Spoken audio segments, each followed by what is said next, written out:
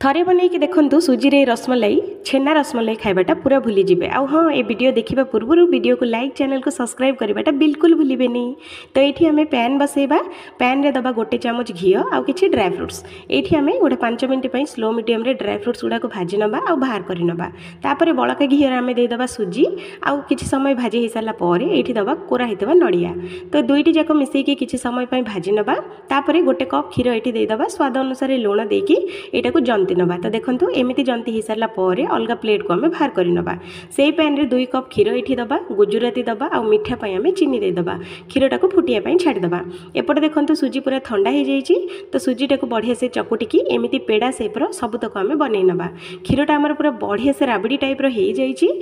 तो ये आम कलर पई हलदी गुंड टिके नाकु देदबा ड्राई फ्रूट्स देदबा कोरा हितबा नड़िया देदबा आ पेड़ा तक सबुजक ये देदबा। 5 मिनट पूरा स्लो मीडियम रे सिझेबा रेडी पूरा।